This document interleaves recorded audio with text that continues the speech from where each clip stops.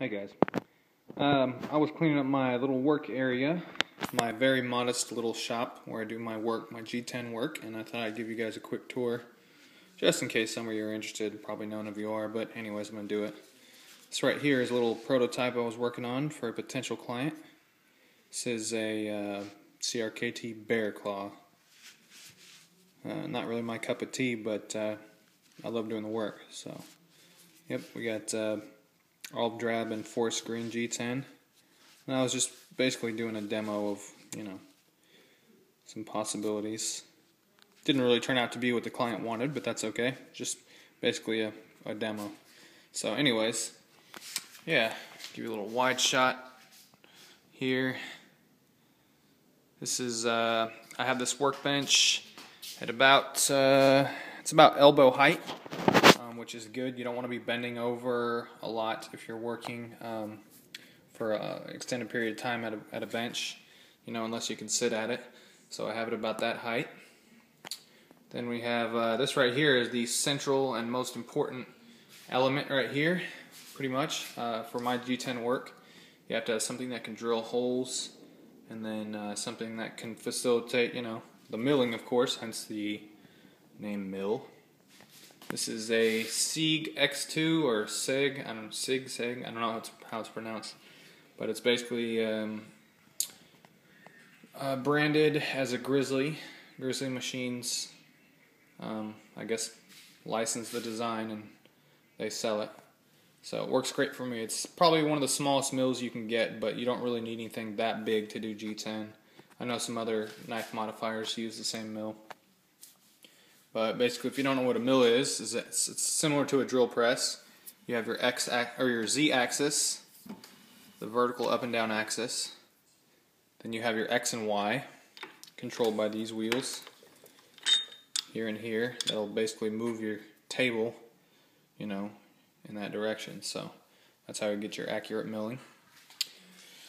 Alright, then we got, of course, if you have a mill, you have to have end mills and drill bits, and this is where it can get pretty expensive.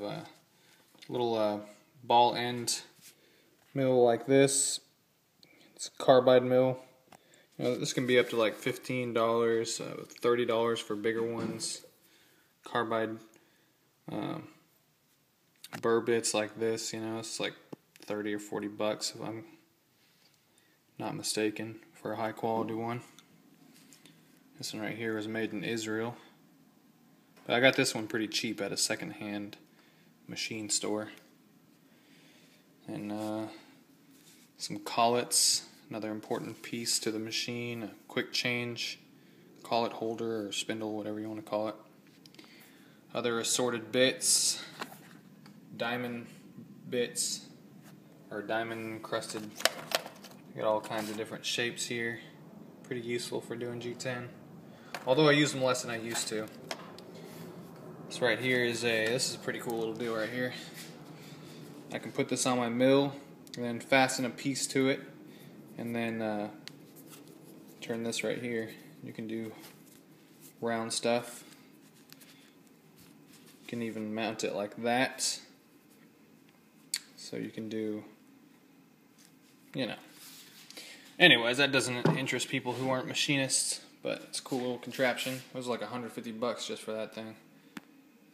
And the machine itself, of course, has its own tools that go with it. This is what you have all these different wrenches just for adjusting all the different things on the machine. There's all kinds of little adjustments that you can make. This giant one for the bolt on the back right there, so you can tilt your machine to the left or to the right as needed. Of course, you got to wear eye protection, ear protection, lung protection. Check out these nerdy things. Got these at a second-hand machine, or well, not second-hand, but just a crazy little machine shop. They're so nerdular, but I like them. And occasionally I wear hand protection. Not usually though, because when you're working with a machine like this, there's a chance that if that got sucked up into the machine, you can really get your hand damaged. Tough Thumbs can testify, but luckily he hasn't been wearing gloves when he got his hands ground up, or it could have been a lot worse. Or, you know, who knows, maybe it would have protected him, I don't know. And we got all the G10, different assortment of colors. This is probably nothing compared to what someone like Tough Thumbs has. He probably has a lot more scrap than I do, but he's been doing it for a while. And he has a higher volume of business. And of course, you mess up if you're like me. So you have a lot of messed up scales that there's basically no use for. So, but I never throw it away. I keep all my scraps. You never know, you can use them sometimes for all kinds of stuff. It's really useful because it's a material that's it's very unyielding, I'd say. You know, it doesn't really bend. It can bend, but it's pretty rigid, so it's useful. It's like having metal that's a lot lighter and easier to machine. So I keep it around. And of course, a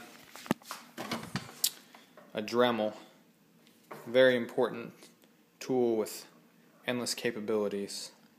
All kinds of uses for that. Little grinder for sharpening some hand tools.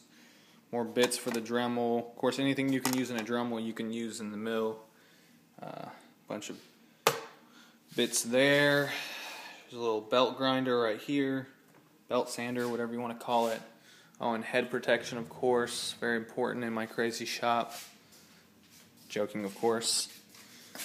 Another old Dremel. More sandpaper and stuff. And of course, you wouldn't believe all the different tools you use just for this type of stuff. I got the full assortment, you know. A couple chisels there. Ratcheted drivers. Phillips head. Flat head. What are these? Socket drivers. Bunch of different driving bits. More sockets and socket ratchet drivers. Torx drivers. I don't really use these wrenches much. Actually, I never use those for knife pimping, but I do use pliers, and vice grips come in very handy. Hammers, believe it or not, definitely have to use them. Have to use this for the mill to remove the different collets and stuff like that. And this hammer comes in handy as well. So yeah, it's a quick little tour of the shop. Modest by most people's standards. I mean, if you look at a shop of any knife maker or other knife pimper, it's probably much bigger and better equipped. But that's all I can afford to work with right now. I got a belt sander on the way, so hopefully I'm going to be doing some real knives, or some actual knives as opposed to just doing G10. So that's what's coming down the pipe. Alright guys, thanks for checking it out. Talk to you later.